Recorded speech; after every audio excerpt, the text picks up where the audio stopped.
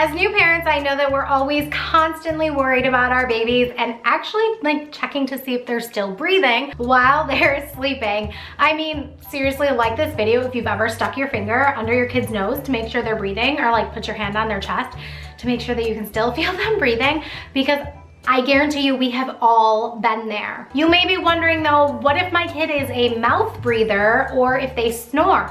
So that's the complete other end of the spectrum. If your kid is a very loud sleeping breather, then is that okay? And if not, what do I do? Well, let's dive into all of the reasons why your kid may be mouth breathing or snoring and what you need to do about it. 10 times out of 10, if I have a client indicate on their client intake form that their baby is a mouth breather or a snorer, I will have them pause our consultation until they get the okay or the go ahead from their pediatrician, because this is a medical concern and it does come up with my one-on-one clients. So I wanted to talk to you about it in case you're going through the same situation. None of this is medical advice. It is just information that I have learned as a sleep consultant that I am passing on to you so that you know when you need to seek medical help. Many times when a child is a mouth breather or a snorer, is snorer even a word? If they snore, their sleep is highly impacted.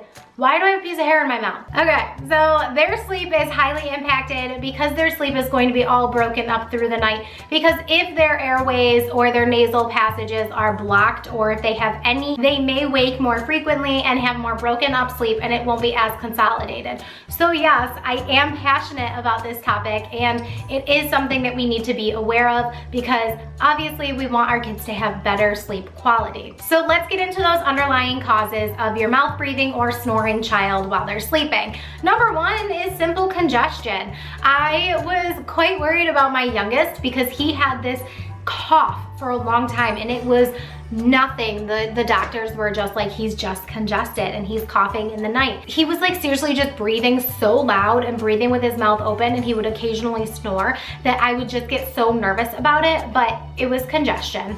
It's fine. We go to the doctor for the doctor to say he's congested, but you know what? Better safe than sorry. But the next reason could also be because of enlarged tonsils or adenoids. And in that case, your pediatrician will refer you to go see an ENT, an ears, nose, throat specialist, and they may either just want to keep an eye on the issue or have those tonsils and or adenoids removed. I don't know if it's pronounced adenoids or if it's adenoids. I don't know. Whichever one you say, leave it in the comments down below and let me know how you pronounce it. So obviously you're gonna have to spell it phonetically.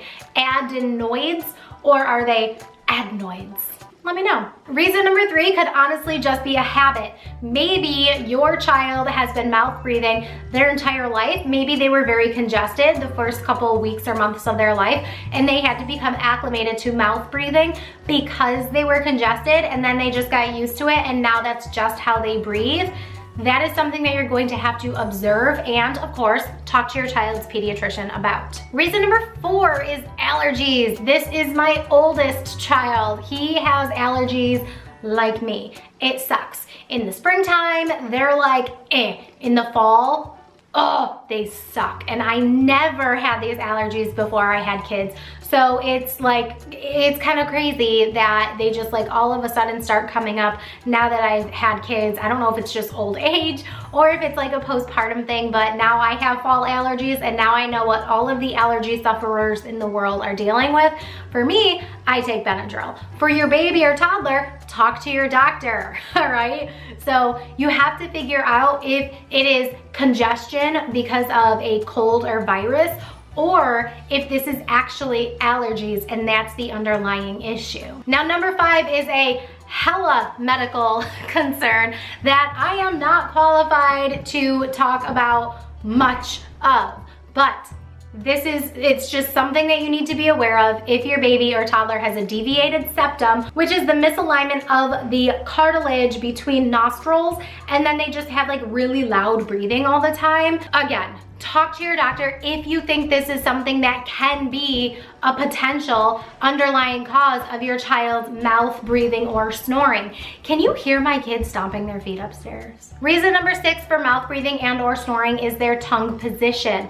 Some kids, they just sleep with their tongue in a weird position and that just results in mouth breathing or snoring. And of course, bring it to the attention of the pediatrician. If they need an evaluation, they may want you to see an ENT. They may want you to see a speech pathologist, because if they have tongue positioning issues while they're sleeping, chances are they have those issues while they're awake, and it may impact their speech. So just get it checked out. Better safe than sorry. You have to advocate for your kid if you think any of these things are going on. Now, the seventh and most disruptive reason for snoring and mouth breathing that I happen to see in my sleep consulting practice is a sleep-related disorder. This can be something along the lines of sleep apnea. Now, that is something that your child is going to need a sleep study for, and your doctor is going to want them to go to a specific medical sleep center to have this evaluation done, and then figure out the underlying cause of the sleep apnea, which can be tonsils and adenoids, and then you go from there to figure out a course of action. Something like sleep apnea is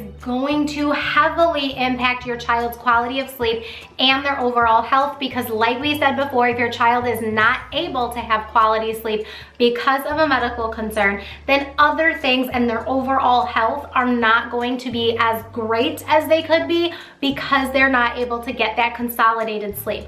So keep an eye out for the next video where I'm going to talk about the reasons why consolidated sleep is so important.